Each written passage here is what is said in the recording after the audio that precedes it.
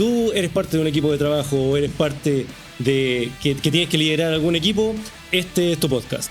Hoy nos encontramos con un invitado muy especial, nos encontramos con Arturo Leblanc.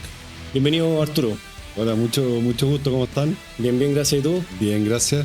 Bueno, para introducir un poco a nuestro invitado, que es de primerísimo primer nivel, creo que ad hoc a nuestro primer capítulo de este podcast.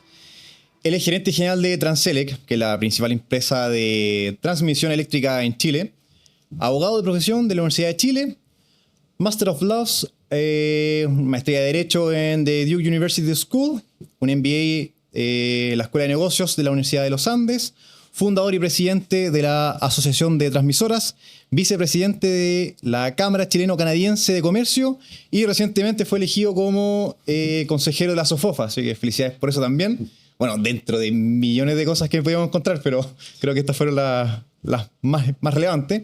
Profesor también del Máster de Derecho en la Pontificia Universidad Católica de Chile y oficial de reserva del Ejército de Chile. Así es. Suena harto, pero la verdad que... bueno, yo creo que ahí vamos a estar hablando. Yo creo que la idea es hablar de liderazgo, pero también es interesante. Yo siempre tengo una idea y siempre me gusta conversar, sobre todo con la gente más joven. Oye, que el tema de las carreras y las profesiones en Chile, que no sea una limitante. ¿Ya? Yo tuve la oportunidad de trabajar y vivir en Estados Unidos. Y yo me acuerdo que allá la profesión era te da una base que te permitía hacer muchas cosas. Acá en Chile, lamentablemente, y una vez se lo escuché a Bruno Filippi, las profesiones te limitan. ¿Ya? Si tú eres abogado, como que no puedes hacer nada más que no sea legal. Claro. Si tú eres ingeniero, no puedes hacer nada más que no sea de ingeniero. Y yo creo que eso es algo que tenemos que cambiarlo. Los extranjeros lo tienen distinto y yo creo que en Chile también tenemos que hacerlo, porque el hecho de ser abogado no te deberá limitar a hacer otras cosas distintas. El hecho de ser ingeniero no debe ser una limitación. Yo me acuerdo ese discurso de Bruno Filippi, ahí me llamó mucho la atención. Creo, puedo estar equivocado, pero creo que fue en la graduación de los alumnos de Ingeniería Civil de la Católica, hace, no sé, 15 años atrás. Y él decía que la profesión no te limite. Le decía a todos los graduados que no te limite, que no sea una camisa de fuerza. Y decía, no es casualidad que en Chile las fortunas sean gente no profesional. Y empezaba los Angelini, no tienen límite, los Lux, claro, y todo. ¿Y por qué? Porque cuando tú no eres profesional, tú estás dispuesto a vender huevos, a vender fruta, a poner un kiosco, porque tienes que salir adelante y sobrevivir. Lamentablemente, si eres abogado, tú tienes un estatus o tú crees tener un estatus que no te permite tener un kiosco. Y no te permite hacer muchas cosas que la gente sin título es mucho más libre. Y a mí me sonó mucho. Yo creo que la había tratado de aplicarlo, pero eso nomás para dejar ahí una introducción. Yo creo que la flexibilidad y lo importante que es que no nos limitemos y que levantemos la cabeza y nos abramos la oportunidad y no nos cerremos. Bueno, excelente introducción y muy buen análisis también. Hay muchas personas que creo que comparten esto. Bueno, Steve Jobs, sí, cero carrera y no estudió nada. Y en trabajos técnicos un 7. Creo que el liderazgo no fue una persona que se caracterizara por ser un gran líder, que tenía un liderazgo súper fuerte, pero... Me faltó escuchar o diferente. Claro, no estaba todavía... Diferente, quizás tenía otra habilidad sí, que no se veían. Sí, realmente el liderazgo no es lo que todos quieren, ¿no? Uno no puede dejar contento a todo el mundo. Sí. Pero en ciertas situaciones se necesitan ciertos tipos de liderazgo, que eso es lo que queremos conocer de nuestros invitados. Así que vamos a empezar con las rondas de preguntas. Correcto. Dale. Bueno, el primer set que tengo en realidad respecto a los primeros empresas que usted trabajó, que está LAN, bueno, la TAM ahora, en ese tiempo era LAN Airlines, y una firma internacional. ¿Cómo fue esto? Salir a trabajar ya al mundo, salir de la carrera de partida y empezar a trabajar ya en grandes empresas con grupos de trabajo que son mucho más grandes y con exigencias muy por encima de lo normal? Sí. Mira, y súper relacionado con el liderazgo, porque yo partí, mientras estudiaba, yo trabajaba como procurador. Y ahí yo me di cuenta que el mundo legal me gustaba, pero no el mundo tanto papel. A mí me gustaba un poquito más la vida real. Y ahí tuve la oportunidad, ya cuando ya estaba recibido y ya era abogado formalmente, tuve la oportunidad de postular, en esa época era LAN Chile, después pasó a ser LAN y después hoy día es la TAM, de postular en Chile, y ahí tuve el privilegio de trabajar con el fiscal, que era José Miguel Bambach, que un liderazgo que a mí me marcó mucho. Siempre los primeros jefes marcan mucho, para bien o para mal. Claro. Hay gente que queda traumada con los jefes. Claro. Tuve la oportunidad de no. Y él, yo siendo un abogado recién recibido, vio que yo respondía, que era responsable, que tomaba desafíos y me dejó mucha cancha. Ya, y me decía, tú hazte cargo de Ecuador, hazte cargo de Argentina y cuéntame, no me sorprendas con los problemas, siempre van a haber problemas, cuéntame y tráete soluciones. Y eso a mí me permitió crecer mucho profesionalmente, crecer como persona también, y un estilo que yo también he tratado de aplicar con la gente que a mí me ha tocado liderar. Ese fue lo que yo considero mi primer jefe. Si bien trabajé durante la universidad, un trabajo muy distinto, pero ya formalmente con jefe yo diría que fue él y a mí me marcó, y yo he tratado de hacer también, aplicar ese mismo tipo de liderazgo con la gente que trabaja conmigo. Así que fue una tremenda experiencia. Después lo otro que tú decías, me tocó trabajar, estudié afuera y me tocó trabajar en una oficina de abogado en Nueva York. Una experiencia impresionante. Las transacciones más grandes del mundo pasan allá. Allá uno ve que se deciden muchas cosas que uno vive acá, se deciden allá en Nueva York. Una experiencia distinta, yo diría en lo profesional muy exigente. La primera vez que me tocó quedarme a alojar en la oficina trabajando fue allá. La primera vez que no tenía los fines de semana y todo fue allá. Fue una etapa de crecimiento profesional muy buena, aprendí mucho, pero en lo personal es muy solo. Ya, los americanos trabajan distintos, son muy competitivos entre ellos, no existe esto del cafecito, la conversación, nada de eso. Entonces fue una muy buena experiencia familiar, porque vivir afuera solo, con guagua, recién nacida y todo, como familia crecimos mucho. En lo profesional aprendí mucho, pero también aprendí que nosotros los latinos somos distintos y el liderazgo es distinto. El cafecito, la conversación es súper importante, que allá no se dan. Las relaciones interpersonales acá. La extrañaba mucho, que es muy importante. Si al final uno va a la oficina no solamente a trabajar, uno es persona. Y uno de repente cuando tenía un problema en la casa, ¿con quién lo habláis? O sea, claro. Oye, no, te tomáis un café y le decís, pucha, qué lata, tuve este problema con mi hijo y todo. Y no es que te lo vaya a resolver, pero es conversarlo. Eso allá no se da. Es mucho más frío, mucho más distante. Descomprime eso en la oficina. Absolutamente. Somos personas. Claro. Y uno necesita esa relación humana que yo echaba mucho de menos, pero también una muy buena experiencia la que viví allá.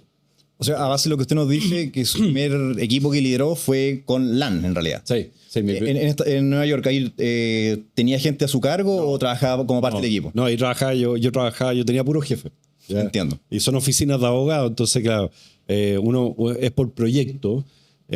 Habían procuradores que allá se llaman paralegal, que de alguna forma fui su jefe, pero muy poco. Pero donde me tocó liderar personas fue principalmente en LAN. En Nueva York me tocó ser liderado, con estilos muy distintos.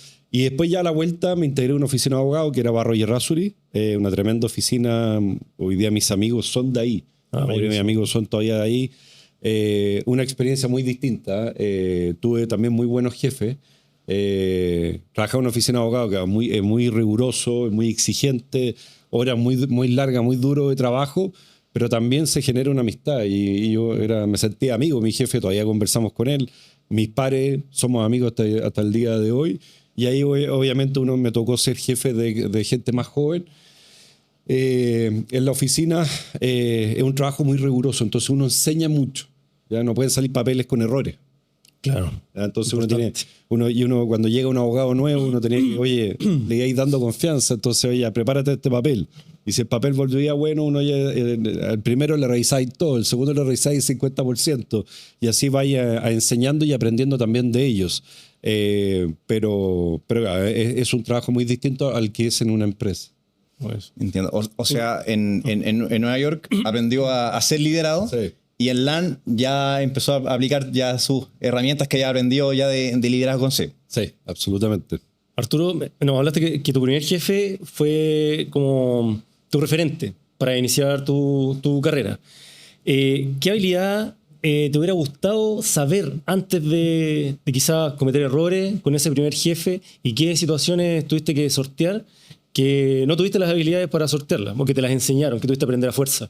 Sí, yo diría, el liderazgo no solamente liderar gente, es también saber entenderse con tus pares. Ya muchas veces uno no se da cuenta y uno enfrenta situaciones que hay gente que está compitiendo contigo. Claro. Y si bien uno no se siente compitiendo, él se siente compitiendo contigo. Y también uno tiene que tener la forma de liderar y decirle, oye, ¿sabes que podemos trabajar juntos sin que se genere un conflicto? Yo tuve una situación particular de un par que estaba liderando una transacción y en algún minuto se equivocó en algo y me la pasaron a mí. Y para mí era crecer mucho, era una transacción muy importante para LAN en esa época. Pero esa persona que le quitaron obviamente quedó herido conmigo. Ah, claro. ¿Ya? Y yo no tenía ni No tenía culpa. Yo no tenía ni una culpa, ella tampoco tenía ninguna culpa, pero ocurrió. Era mujer. Ella tampoco tenía la culpa, pero ocurrió, que para mí fue una oportunidad súper buena, y ella obviamente quedó muy sentida conmigo, siendo que yo no era responsable de lo que había ocurrido. Le dañaron el ego y... A nadie le gusta que le pase eso, y era entendible, claro. y ocurrió tenía justificaciones por qué había pasado esto. Pero también ahí se requiere liderazgo, porque yo me podría haber hecho el loco, me podría haber peleado, y traté de acercarme y explicarle cómo se había dado esto. No era que yo había pedido que se lo quitaran, nada. Que yo creo que el liderazgo también es súper importante, estar atento a lo que ocurre alrededor tuyo. No solamente hacia abajo, también hacia arriba, hacia el lado, porque uno, ser jefe, hay muchas personas mirándote. ¿Ya? Y uno, yo creo que no hay mejor forma de enseñar que ser un modelo a seguir. Un ejemplo. ¿Ya? Uno se equivoca y meter las patas, pero por lo menos tenéis que ser honesto, tenéis que ser transparente, y eso la gente lo está viendo. Sí. Y cuando uno habla de honestidad y transparencia, pero después te pillan que no estáis en el día a día haciéndolo, te desarmáis y te caís como referente para cualquier persona. Y eso aplica para los pares, hacia arriba y hacia abajo. Así que, en particular, ese conflicto que yo tuve, aprendí que también no solamente era importante tratar de llevarse bien con el jefe, tratar de llevarse bien con los que están abajo tuyo, sino también con tus pares. Es súper importante. No. Yo creo que hay que dejar de lado un poco la arrogancia. ¿Qué piensas tú? Porque si a mí me está yendo bien, yo sé que tengo habilidades, yo no necesito para resaltar ponerle el pie encima al que está al lado. Lo que tú estás diciendo, que tuviste habilidades para manejarlo, quizás con ella, que ella no las tuvo, que ella quiso quizás... desligarse de la responsabilidad que ella misma tuvo porque ella se equivocó y endosártela a ti, así como que tú le estás pasando a llevar y para tener el favor de los jefes. Entonces hay que tener esas habilidades blandas, digamos, para ser bueno por mi propio mérito sin pasar a llevar al resto. Absolutamente. Mira, si uno piensa y si le pregunto a usted, ¿quiénes son las personas en su carrera profesional que más lo han marcado? Después usted lo puede comentar. Entonces, a mí, la gente que más me ha marcado es la gente que se destaca por su sencillez y humildad. Yo me acuerdo de todos los profesores que tuve en la universidad, yo me acuerdo de uno, ya Paulino Vara se llama, que él había sido ministro, creo que Alessandri, no me acuerdo, tenía un currículum espectacular y una humildad y una sencillez, y tú le preguntabas y se da el tiempo después de la clase para quedarse contigo conversando, escucharte, siendo que este señor ya había vivido mucho y era un tremendo abogado, se da el tiempo de hablarle a un cabro chico que estaba estudiando, que podía ser un fracaso, no tenía idea, pero me marcó esa humildad, y yo creo que en la pega pasa más o menos lo mismo, en los trabajos y las posiciones, quien uno respeta es la gente que va y saluda a todas las personas, va y se da el tiempo de conversar con cualquiera, y te enseña desde la humildad y no desde la imposición o desde el cargo. Sí. Yo creo que muchas veces pasa, oye, uno ya es gerente y uno cree que por eso te merece respeto. No, yo creo que antiguamente era un poco más eso. Hoy día tenés que ganarte respeto por lo que eres, por lo que transmites, por esa conversación y ese saludo. De repente para uno pasa desapercibido, que para otra persona es súper importante. Y yo he tratado también de ser eso mismo, y muchas veces seguramente uno mete las patas y no te das cuenta y pasáis al lado de una persona y no lo saludáis. Pero yo creo que la gente que marca, o por lo menos que me ha marcado a mí, es esas personas que son humildes, que son detallistas, que están siempre disponibles para estar atentos a su alrededor, y que no es que pasan y que se creen la última... Chupar el mate. Claro, chupar el mate y pasa y que todo el mundo tiene que admirarlo. No, esa persona que para, saluda, que conversa. Claro. Y eso a mí me ha marcado harto en otras personas. Sí, hay que tener autocontrol porque esos son pasiones que todos tenemos. Hay que estar atento, y es impresionante, y de repente un gesto de saludar a una persona que te atiende, que te da un café, claro, y después tú sabes el impacto que tuvo en esa persona. Es impresionante. Sí. Uno no es consciente de eso. Y le podía hacer el día a alguien, ¿te fijas? Y yo, bueno, trato de estar atento. Seguramente no siempre resulta, pero a mí esas son las personas que me han marcado. Oh, buenísimo.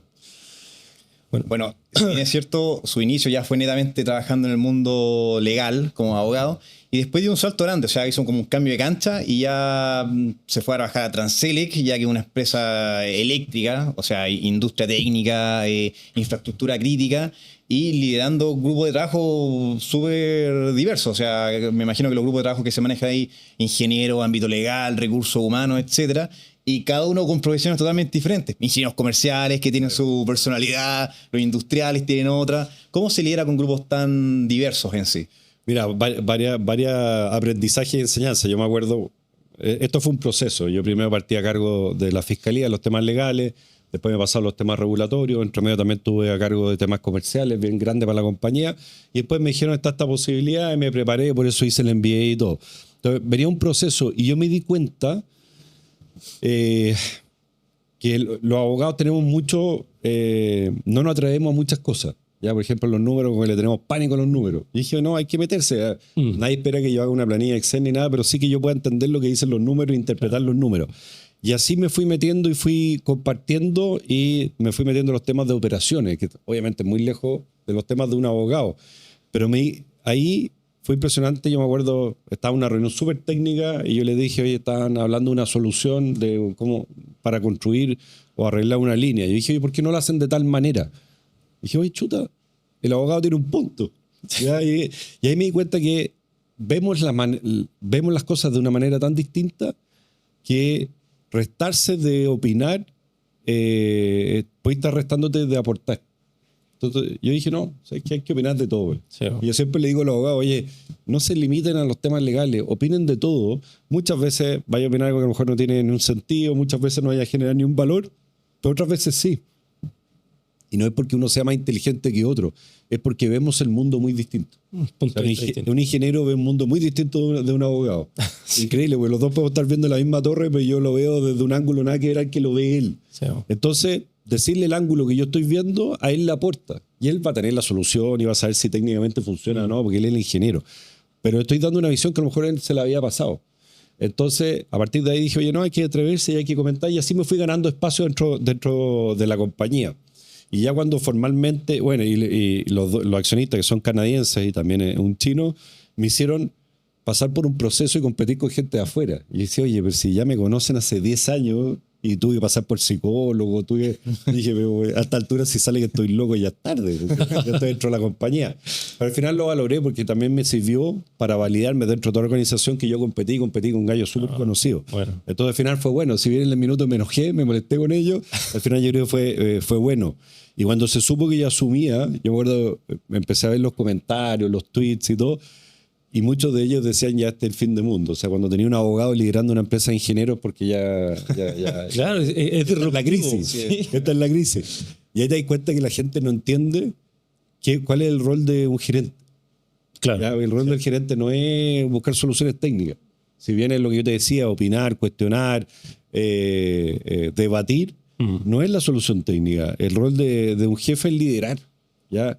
Y para mí fue yo me esperaba algo muy distinto. Yo supe 6 meses antes de asumir que iba a ser el gerente, me leí todos los libros de, oye, los 100 primeros días del gerente general, en inglés, todo tipo de idiomas, y al final mi pega fue nada que era todo lo que yo me leí. ¿Ya? Entonces, hoy día yo diría, si yo resumo mi pega hoy día es personas. Es lograr que otros se empoderen. Por ejemplo, hay temas legales y obviamente son temas que para mí son súper naturales y me siento súper cómodo, pero yo me quedo callado porque hay un fiscal que tiene que verlo. Hay temas comerciales, a mí me encantaba negociar. Me encantaba y me corto los dedos para no meterme porque hay un gerente comercial que lidera los temas comerciales. ¿Viste el libro de Francisco Pereira, no? No. El que tiene el método de negociar. Ah, ya. Es buenísimo. Buenísimo, bueno, te lo recomiendo. Ya, sí. lo vamos a anotar para leerlo. Sí. Pero ahí me di cuenta que mi rol era, oye, dejar que otros hicieran las cosas y que ocurrieran las cosas y sí, obviamente empoderar, ver una estrategia. Oye, se nos viene este conflicto, se nos viene este problema, ¿cuál es la estrategia? Oye, lidérala tú, creo que me traigáis una propuesta de estrategia para que la conversemos. Es mucho de hablar con las personas, mucho de empoderar a las personas, pero dejar que ellos hagan la pega. Claro, sí. Y duele. O sea, me encanta negociar y negociar en inglés era lo que yo venía haciendo y me iba bien y ahora no lo hago porque no es mi rol y mi rol es mucho personas, motivar, pedir estrategia, pedir que lideren temas. Y es poco de hacer. Es poco de hacer. Entiendo. Sí, de costar. Sí. Bueno, y siguiendo esa misma línea, obviamente ya cuando supiste que ibas a ser gerente, hubo un proceso de preparación para llegar al puesto. ¿Crees que la universidad, la literatura, hay algo que no te enseña? Que tuviste que aprenderlo ya in situ, en el momento. Yo creo que no te enseñan nada. Nada. Nada. Yo creo que la universidad es buena, te da una base, te da un lenguaje, te da un entendimiento que siempre te va a servir y nunca te va a perjudicar. Pero es muy difícil anticipar cuál va a ser tu verdadero rol hasta que no estás ahí. ¿Ya? Porque cada empresa es distinta, cada grupo humano es distinto. Yo sabía más o menos, porque yo no era nuevo, yo ya llevaba 10 años en la compañía, entonces yo sabía qué cosas no andaban bien y qué cosas yo quería cambiar. Ahora, no tenía el detalle, porque yo no estaba metido en los detalles. Yo sabía qué cambios quería hacer en el equipo ejecutivo. Yo sabía quién andaban bien y quién no andaban bien, a mi juicio, porque al final yo sabía con quién me sentía cómodo trabajando y con quién no me sentía cómodo trabajando y tenía que hacer cambios. Entonces, y todos los libros que leí, todos te decían, oye, ¿qué cosas no hacer? Oye, no hagas cambios los primeros 100 días. Yo hice todos los cambios los primeros 100 días porque yo era una compañía que yo conocía. Ah, claro. Era raro esperar 100 días y yo tenía súper claro qué cambios quería hacer.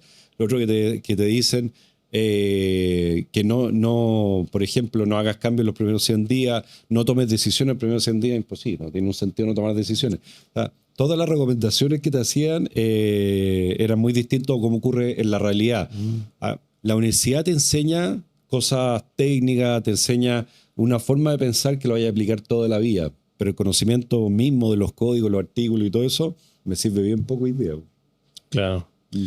El año 2019 recibiste el reconocimiento al asesor del año en su edición para Latinoamérica.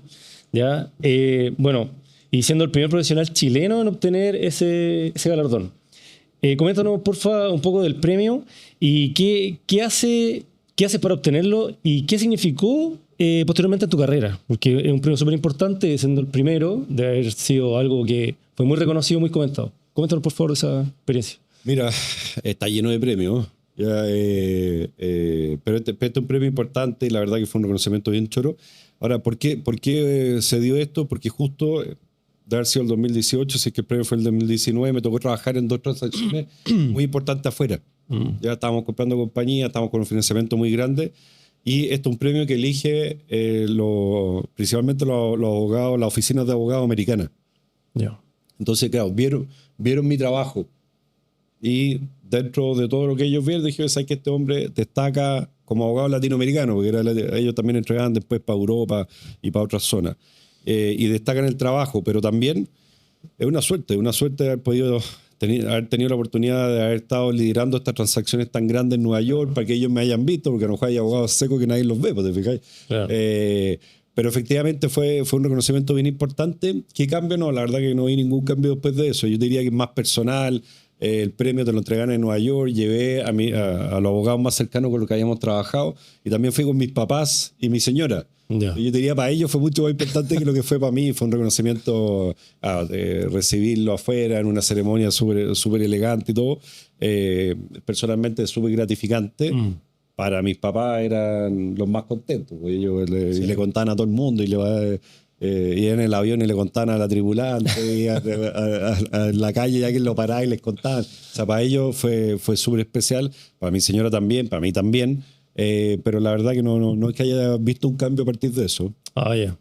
Pero igual fue un reconocimiento a todo el esfuerzo que pudiste atrás, porque habías comentado que fueron tus primeras veces que te quedaste hasta las tantas de la noche, que te quedaste los fines de semana. Realmente con esto fue el sello de ese capítulo en tu carrera. Sí, absolutamente. Espectacular. Siempre es rico que te reconozcan. Sí, por supuesto, un reconocimiento. Tiene una ceremonia afuera y todo el vestido de frac. Claro. O sea, que aquí en Chile no es habitual. No sé. Tiene su smoking. Claro, de smoking. Claro. Tiene su vuelta, entretenido, pero bueno, quedó ahí en ese reconocimiento que fue súper importante, pero después de eso la verdad que no vi cambios. Ah, ya, espectacular.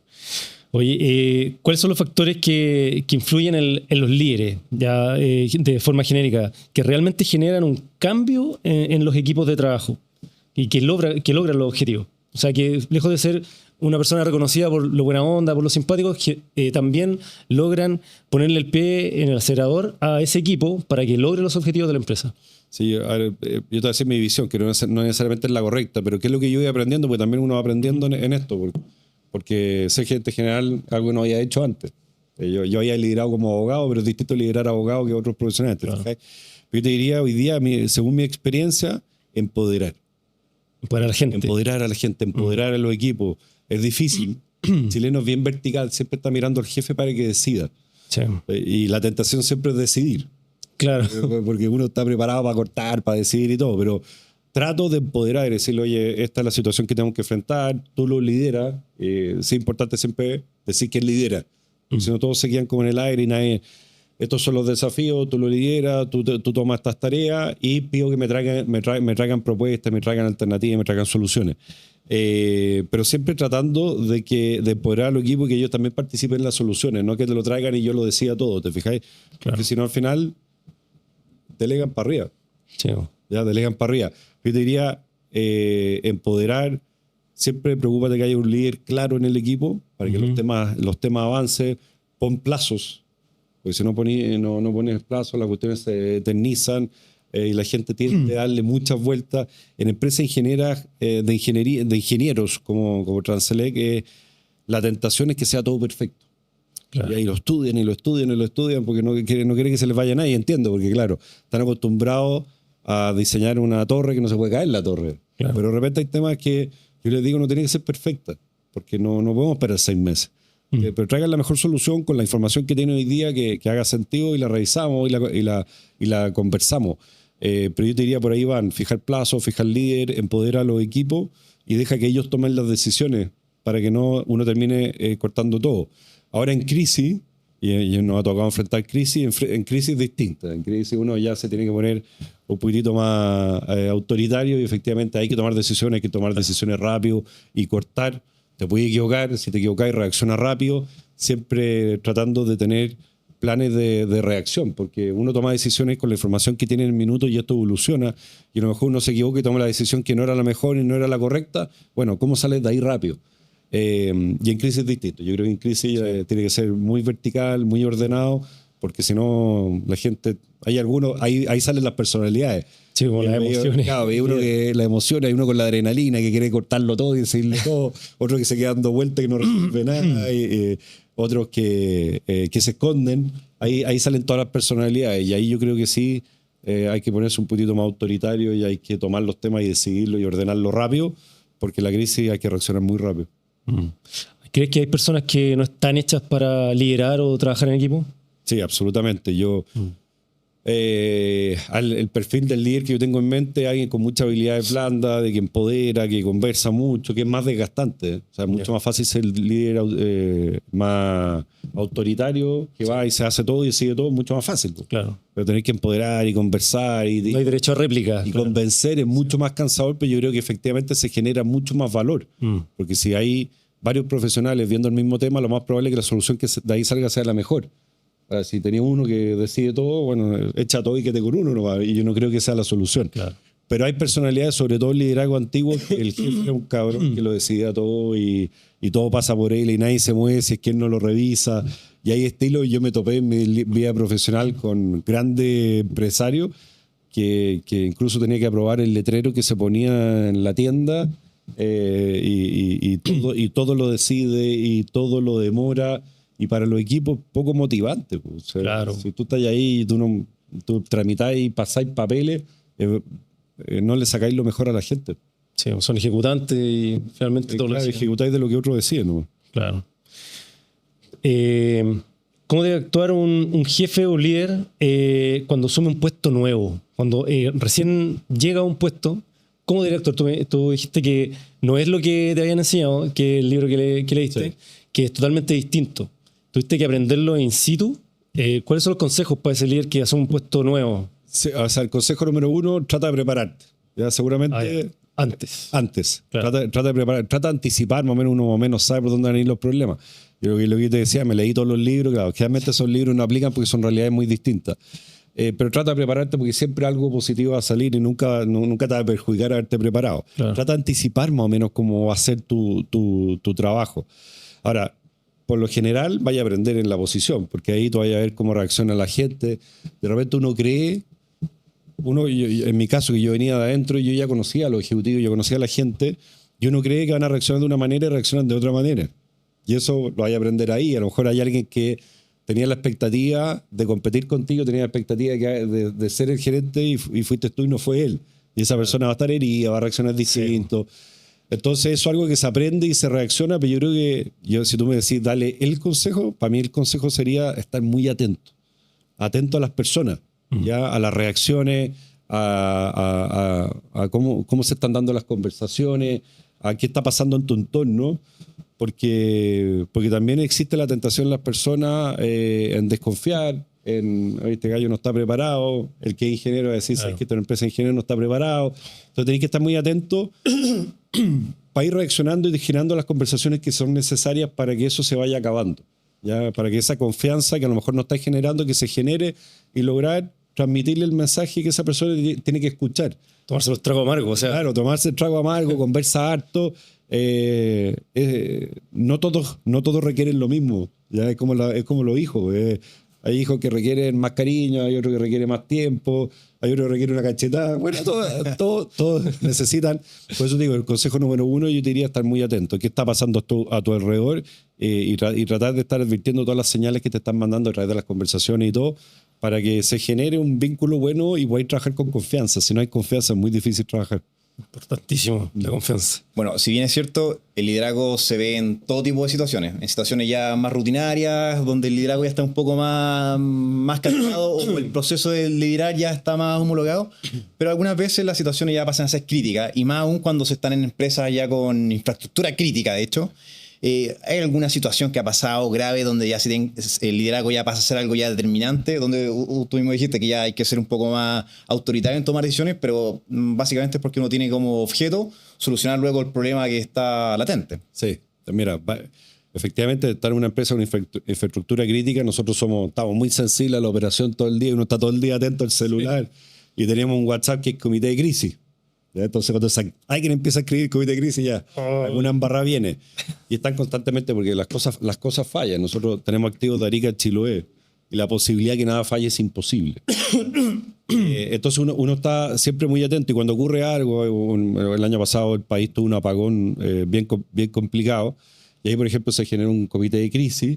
Yo justo me había tomado ese día de vacaciones, estaba fuera de Santiago, y volver me demoré 3 horas y incomunicado porque nada funcionó, los teléfonos satelitales tampoco funcionaron, El teléfono satelital funciona muy bien cuando está en la mitad del desierto, pero cuando hay edificios y está en un taco no funciona. Entonces, totalmente incomunicado, una sensación muy desagradable.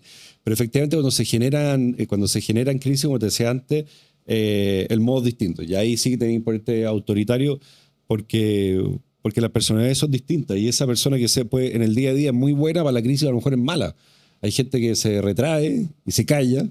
Hay gente que empieza a pegarse cabezazos en la muralla y quiere salir corriendo y resolverlo todo.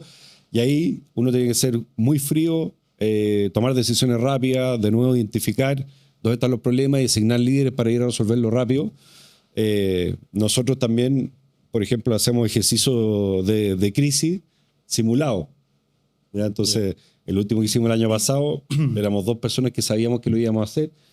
2 de la mañana, un sábado, me acuerdo, y simulamos que se estaba quemando una subestación en Cerro Navia, que estaba llegando unos disturbios cerca de la subestación y todo, y la gente, los ejecutivos no sabían, ya a las 2 de la mañana, y empezamos a gatillar todos los planes de emergencia.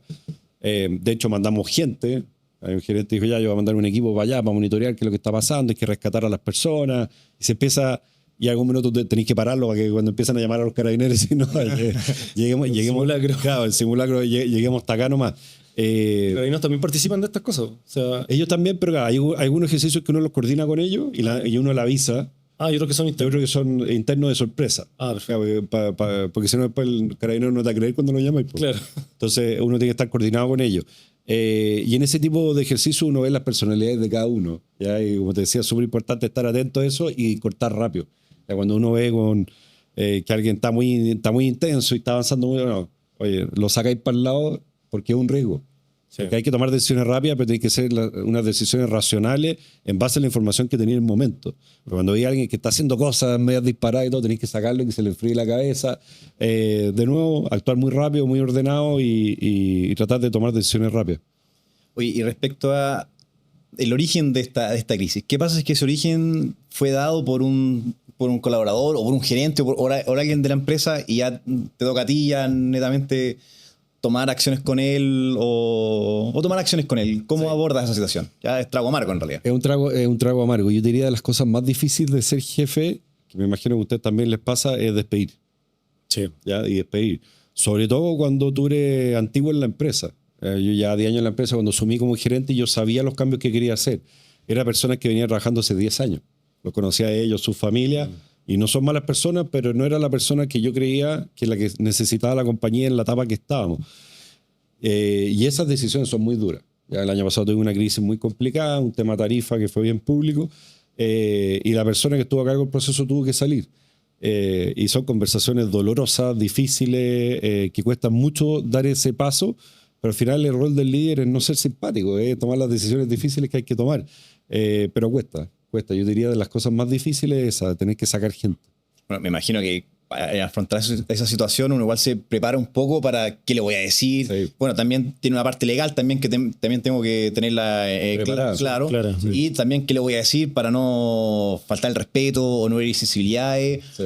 etcétera. Yo siempre trato de ser súper directo y honesto. O sea, oye, al final... Sin mucho rodeo. Sí, yo las veces que me ha tocado enfrentar, oye, no tengo nada personal, nos llevamos muy bien y todo, pero aquí fallaste en esto.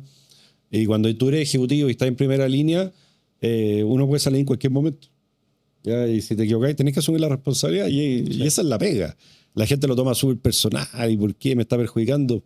Oye, de repente incluso yo puedo salir por errores que yo no cometí, que cometió otro, pero como jefe y como líder me toca tener que asumir esa responsabilidad y salir. La gente lo toma más personal. Cuesta que lo vean como algo, oye, ¿sabes qué? Tiene razón.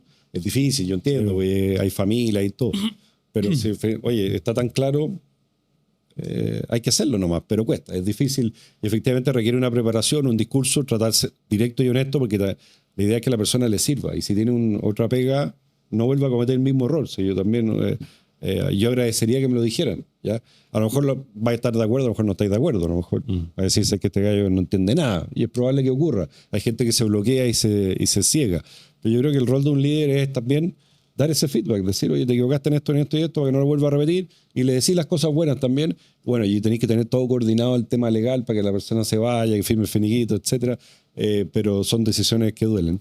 Y en tu empresa, por ejemplo, ¿es difícil despedir a alguien que meritoriamente le corresponde? Pero es difícil hacerlo, me refiero a la parte legal en sí. Bueno, en Chile despedir gente es súper difícil y es caro. En otros países, yo, por ejemplo, cuando trabajé en Estados Unidos, mi contrato de trabajo era una carta oferta. ¿Cómo? Era una carta oferta. No se firma el contrato de trabajo. Ah, Y te despiden cuando quieres y no tenéis vacaciones, no tenéis nada.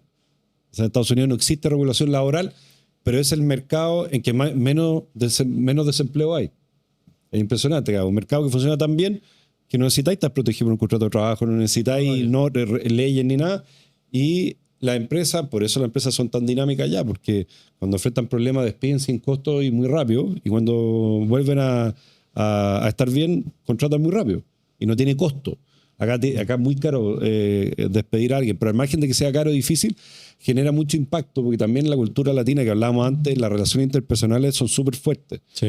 Cuando uno saca a alguien que trabaja directamente contigo o alguien de un equipo, genera un impacto en todo el equipo enorme y uno tiene que hacer contención y tenés que hablar con ellos, tenés que explicarle por qué lo sacaste y quiero que sepan, que me escuchen de mí la versión de por qué lo estoy haciendo.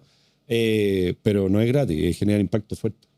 Entiendo. Bueno, y aparte se da mucho la mano que hay una diferencia entre las nuevas generaciones laborales que están saliendo. Hay totalmente diferente a una persona que egresó el 80, el 90, el 2020. Hay una diferencia grande. Y considerando que las reglas del juego, Ley Karim, por ejemplo, cambia totalmente la cancha en la que se está jugando. Sí, yo creo que está cada día más difícil. Efectivamente, esa Ley Karim y todo genera mucha desconfianza entre el jefe y te tenés que cuidar mucho de qué hablar, qué decir, qué no decir. Antes las tallas que uno tiraba, el pelado, el guatón y todo, nada. Y rigidiza un poco también las relaciones. Pero claro, y los cabros jóvenes, por ejemplo, cuando tú entrevistas a las personas más jóvenes, los millennials y todo, a ellos lo que les interesa es mucha flexibilidad. Oye, yo puedo trabajar desde la casa un par de días a la semana, eso lo valoran mucho. Los más viejos no, los más viejos valoran otras cosas, proyección, estabilidad, etcétera. Es impresionante el cambio intergeneracional que estamos viviendo. Cosas negativas, o sea, positivas y negativas de estas nuevas generaciones. ¿Cuáles podrías? Yo te diría, las nuevas generaciones son cabros súper preparados, ya estudian mucho y saben mucho y hablan varios idiomas, son súper preparados, son súper camiseteados cuando le hace sentido a las cosas. Ya de repente uno trabaja porque hay que trabajar, ellos no, ellos trabajan cuando le hace sentido, lo que te obliga a que haya un propósito, te obliga, y me parece bien, yo creo que es algo bueno. Lo otro que le destaco a los millennials es han humanizado más el trabajo. Ya, yo creo que antes el trabajo era mucho más duro y la gente trabajaba por trabajar. Ellos trabajan porque le hace sentido, porque lo necesitan, pero si no están cómodos se van. Ya, entonces está obligado a la empresa a humanizar mucho más el trabajo, hoy día y horario. Antes sobre todo eso se ve más claro, más marcado en las oficinas de abogados. Antes las oficinas de abogados no tenían horario, trabajaban fin de semana y todo. Hoy día los millennials forzaron a que haya horario y que se respete el fin de semana. Claro. Se entiende que hay excepciones, pero no puede ser la constante, ¿te fijas? Entonces tiene muchas cosas buenas. Lo que de repente de los millennials que no me gusta tanto es falta de compromiso. O sea, si no le hace sentido y no hay algo que los motive, como que cuesta motivarlos más. No le buscan el sentido. No le buscan el sentido a las cosas, se cambian muy rápido de pega, porque se aburren más rápido. Los gallos lo quieren todo muy rápido, quieren llegar a jefe rápido y si no llegan en 2 años jefe se van. Y la vida no es así, pues. No. Si la vida, al margen de la pega, la vida son procesos, es prepararse, hay que pasarlo bien, hay que pasarlo mal. Y en eso creo que vienen menos preparados. Pero están cambiando mucho. Es impresionante como lo distinto que son, que somos. Sí. Arturo, ¿podría definir o recomendar quizás algunas habilidades para el éxito? Yo creo que ya lo hemos repasado, pero yo te diría humildad, súper importante. Me llamó la atención, por ejemplo, el presidente Kast, que trajo una speaker española que le pidió que capacitara a sus ministros en 2 cosas. No me acuerdo la primera, pero sí me acuerdo la segunda, que le dijo la humildad. Y es famosa porque ella se dedica a preparar como coach y todo. Y le dijo, oye, quiero que le prepares para que sepas lo que es ser humilde. Porque son personas que van a estar en posición de poder, van a ser autoridades y no cuesta nada perderse. Claro. Entonces, ser humilde. Yo diría que en las posiciones de liderazgo no cuesta nada perderse. Cuando eres gerente general de una empresa grande, te llama mucha gente, te invitan a muchas cosas, te hacen muchos regalos, te regalonean harto y no cuesta nada creer que es porque uno es muy bueno. Sí. Y no es por eso, es porque tú representas algo y el día que tú te vas nadie te va a pescar y nadie te va a contestar el teléfono. Entonces yo creo que ser muy humilde, estar muy consciente que tú estás ahí por tus méritos, también por suerte, por muchas cosas de Dios que te permitió llegar ahí. Pero todo ese halago de persona, toda esa llegada, todo ese acceso que uno tiene es porque es un cargo y no es porque soy yo, no es porque es Arturo. Y el día que yo no esté ahí, seguramente ese ministro que tiene que contestar el teléfono ya no me va a contestar el teléfono, y ese banco que me invita a almorzar no me invita a almorzar. Y toda esa gente que te llama para invitarte a eventos se van a acabar. Yo te diría consejo número 1, muy, muy humilde, estar consciente que es un cargo y no eres tú.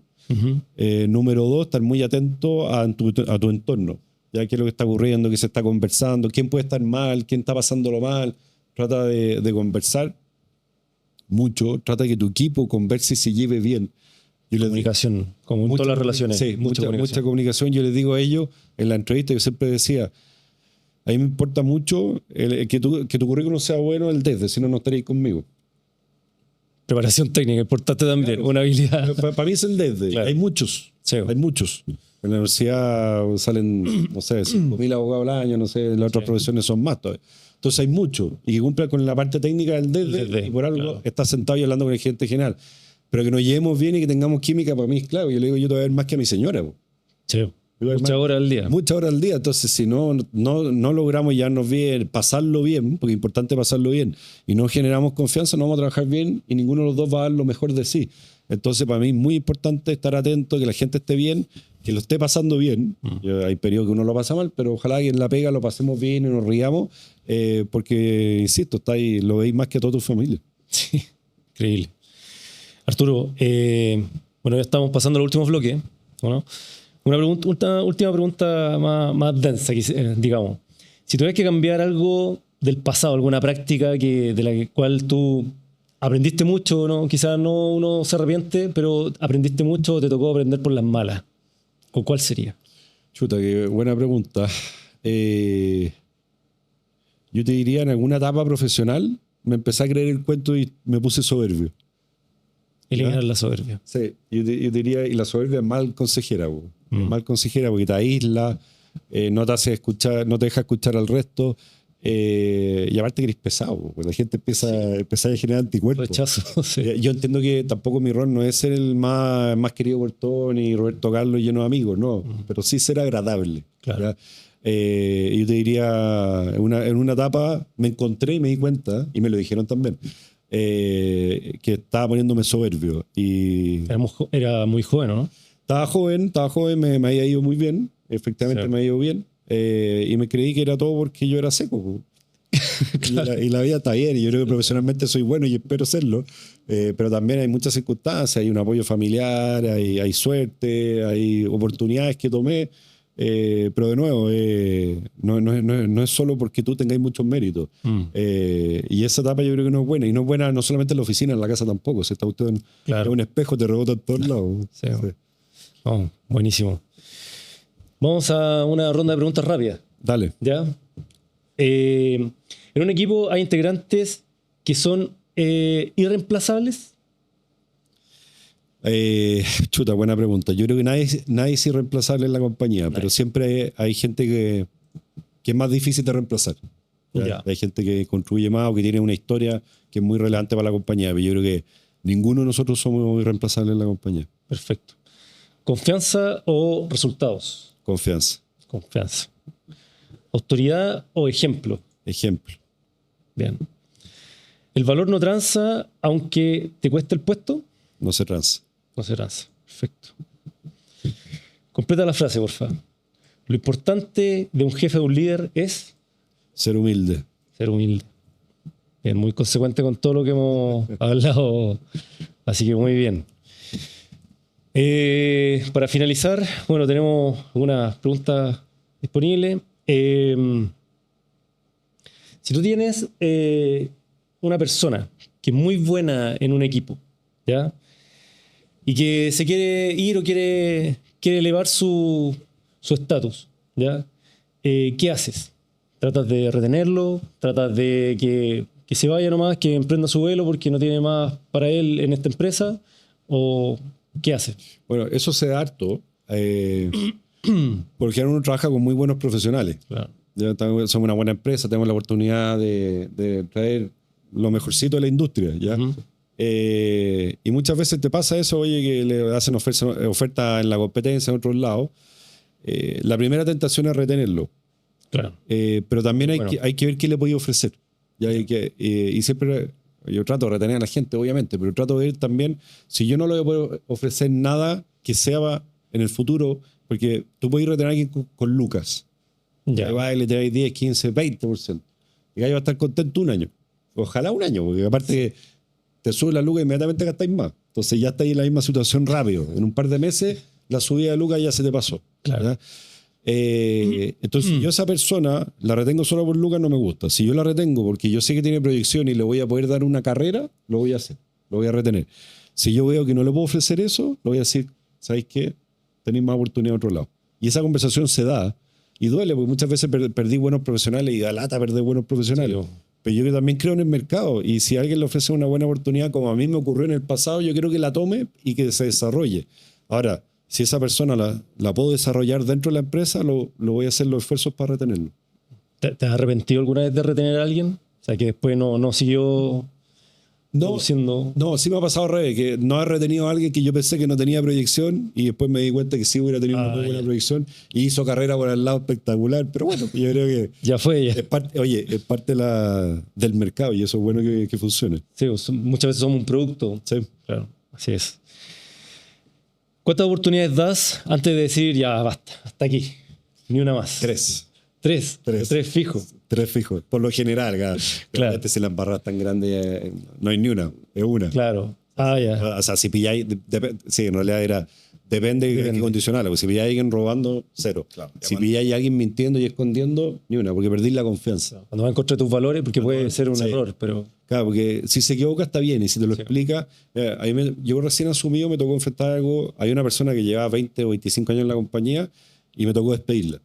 ¿Ya? ¿Pero por qué la despedí? Y yo hablé después con los otros gerentes. Y me acuerdo de uno de los gerentes, ellos me levantó la mano y le fui a explicar por qué lo había despedido. Me dice, oye Arturo, ¿y esto quiere decir que cualquiera de nosotros puede salir en cualquier minuto? Le dije, me sorprende tu pregunta. Obvio. Oye, si aquí nosotros no somos dueños de una posición. Sí. Estamos acá porque alguien confía en nosotros porque estamos haciendo una pega, pero si en el minuto, hoy día llegan los accionistas, me dicen, ¿sabes que queremos gerente general que sea mujer? Ya, oye, son dueños de la empresa y es legítimo. Yo no voy a sentir, yo no creo que estoy apernado para siempre. Es parte de las reglas del juego. Entonces yo le decía sí, pero ojo, yo no pido que me garanticen resultados. Ya, yo sé que las cosas son difíciles y los resultados nadie te los puede garantizar. Yo no le pido, oye, ¿sabes qué? Que los activos estén todos brillantes de Arica y Chiloé. Yo sé que hay activos antiguos, que hay activos que hay que reemplazar, etc. Pero hay una cosa que yo le exijo a usted, cuando son, sobre todo los ejecutivos, es que si algo están dando mal, que no lo escondan y que traigan planes de solución. Pero no que me escondan la pelota y que me hagan a mí a caerme el precipicio junto con usted en base a mentiras. Claro. Porque me pasó, ¿ya? Entonces le digo, yo sé que no le puedo pedir garantía de resultados, pero sí puedo pedir honestidad y planes, ¿ya? Entonces me tocó presentar un contrato al directorio, que al final el contrato fue una muy mala negociación, que estaba en base a puros hechos que no eran de verdad. ¿Qué es lo que hubiera esperado este ejecutivo? Este ejecutivo me hubiera dicho, ¿sabes qué, Arturo? Paremos la pelota, esta cuestión no está yendo a buen término, dame 6 meses más, extendamos el contrato que tenemos hoy día y yo te voy a traer un plan de soluciones. Eso es lo que yo espero en un ejecutivo. No que se quede callado, que me va a firmar un contrato que era pura mentira y que hagamos el loco. ¿Ya? Por supuesto. Entonces, en cuanto a las oportunidades, depende. Si alguien me miente, lo pillamos robando, me ha tocado también sacar gente por tema ético, eso se van inmediatamente. Y se van sin ni un peso porque, por último, que lo pasen mal peleando en un juicio. Claro. ¿Ya? Porque la señal es clara, porque yo sé que la justicia funciona para el otro lado. Pero la gente que se equivoca con buena fe, tratando de hacer las cosas bien, 3 oportunidades, yo creo que es legítimo. Qué espectacular. Bueno, tengo las últimas 2 preguntas. Dale. ¿Crees que las empresas necesitan o prepararse en lo que es liderazgo, trabajo en equipo, habilidades blandas, inteligencia emocional, relacional, etcétera? O sea, yo creo que debería ser la capacitación número 1 de la empresa. Antes que lo técnico, es capacidades comunicacionales. Cuesta tener gente que comunique bien. La gente no baja la información y la gente sin información empieza a llenar vacíos con teorías conspirativas y se empiezan a generar fantasmas. Es muy malo. Y segundo, ser líder, y nosotros hemos hecho un trabajo interno, pero toma tiempo, es motivar, es inspirar, es mover a la gente y lograr que la gente dé lo mejor de sí. Eso es ser líder. ¿No? Ser líder no es lograr el resultado, eso va a llegar solo.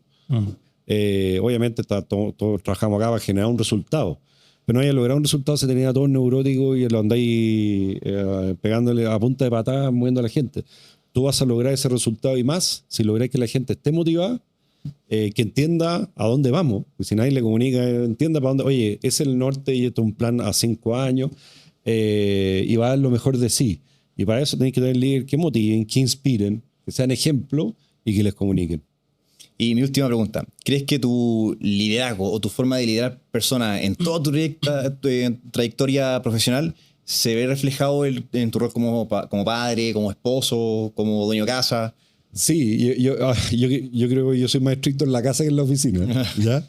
Pero sí, yo creo que y muchas de estas cosas que estamos conversando ahora yo lo converso con mis cabros porque me doy cuenta, le digo, oye compadre, tengo 2 que están en la universidad y si Dios quiere van a ser profesionales, yo le digo ya, ser profesional es espectacular, pero si no son líderes y si no tienen habilidades blandas, no les va a ir bien. O sea, hay gente que le va bien y siendo experto y son gente súper especial como lo que tú, ¿cómo se llama al de Apple? Steve Jobs. Steve Jobs y todo. Pero son la excepción. La gente buena que va a tener oportunidades y todo es gente que cae bien, que es simpática, que es humilde, que escucha y que el día de mañana cuando lideren sepan motivar a su gente. De hecho, muchos ponen la inteligencia emocional por sobre la inteligencia mental. Sí, o sea, para mí hoy día es más importante la inteligencia emocional.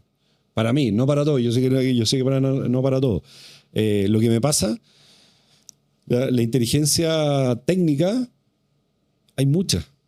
O sea, yo puedo hoy día en este minuto tomar la decisión de contratar el mejor ingeniero civil, no solo de Chile, del mundo. ¿Ya? Y seguramente va a ser caro, pero lo podéis contratar o como asesor, como empleado, y te va a resolver el problema. Pero tener gente que logre motivar a los equipos, que todos den lo mejor y todo, no es tan fácil. Sí. Y en una entrevista cuesta también detectar eso. Y esa gente para mí vale mucho. Claro, si tú juntas lo técnico con la habilidad blanda, es el mejor de los mundos. Sí. La fórmula para el éxito. La fórmula para el éxito. Excelente. Bueno, ya con todas nuestras preguntas finalizadas, fue una conversación espectacular, creo que fue un muy buen primer capítulo. Creo que de esto mismo nos alimenta mucho a nosotros, de hecho profesionalmente, porque uno va sacando lecciones aprendidas, cosas que sí estoy haciendo bien, cosas que sí estoy haciendo mal. Y una forma también de agradecerlo, y este fue un regalo de nuestro auspiciador de Isoterma. Le hacemos entrega ahí de... Muchas gracias. Espero que no se lo quiten en la casa el primer día, pero... Oye, como buen líder me lo van a quitar el día 1. Isoterma auspiciador. Mira Sí. Oye, excelente, tremendo. Ahí va que se vea. Sí, muy bueno. Yo lo usamos en Portillo esta temporada y si quiere guardar agua caliente o helada, aplica muy bien. Buenísimo. Oye, gracias por invitarme. La verdad que me encantan estos temas. Me encanta poder tener esta conversación. Yo creo que el liderazgo militar, que no lo conversamos, yo creo que se adapta mucho también a las empresas. Yo creo que hay muchas cosas que se pueden rescatar del liderazgo militar para las empresas. Incluirlo en la próxima. Inclúyetelo porque nosotros con un grupo de reservistas armamos una especie de headhunter. ¿Ya? Tratamos que fuera una fundación, pero para hacerlo más fácil lo hicimos como empresa y lo que buscamos es una vez que los militares que pasan a retiro, o me paso el dato, se llama triario, que pasan a retiro para poder insertarlo en la sociedad civil. ¿Y por qué lo dijimos? Porque los valores que tienen los militares son muy útiles en la sociedad civil. Hay valores, son patriotas, quieren el bien de Chile, que son valores superiores, que para mí son súper importantes, porque la pega no solamente que te vaya bien, ganar plata y ser buen jefe, sino que también aportar al país, así lo veo yo por lo menos. Pero además, un militar, un ex militar, por ejemplo, liderando equipos de trabajo, son muy buenos, ¿ya? Hay líderes militares que creen que todo es a punta de grito. No, sí. Yo creo que hay que adaptarse, pero hay muchas características del liderazgo militar que sirven mucho para la empresa. Y nosotros que hemos logrado poner muchos militares en las empresas nos han dado muy buen resultado. Espectacular. Bueno, ahora General Vial, que ahora va a ser parte del equipo del presidente Kast. Sí. Si un tema de tiempo no alcanzamos a andar, porque con un set de preguntas gigante, pero por un tema de tiempo ya no alcanzamos, pero efectivamente la forma de liderar de los militares, uno al final está todo el día trabajando con las personas, todo el día trabajando y no sé, se ve mucho en terreno que está el comandante con el soldado en la trinchera, comiendo, duchándose al lado, es psicólogo, es el peluquero, el entrenador físico, etcétera. Entonces uno aprende, sí o sí tiene que aprender a relacionarse con personas que... Por lo general son muy buenos. Tenía unos militares que no son muy buenos, porque creen que apunta y de todo, en todos lados.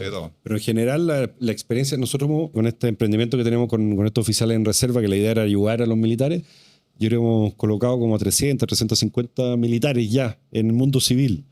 Y yo creo que me acuerdo de un caso que no funcionó. Creo que fue un caso que no funcionó y nos pidieron una garantía y tuvimos que poner a otra persona.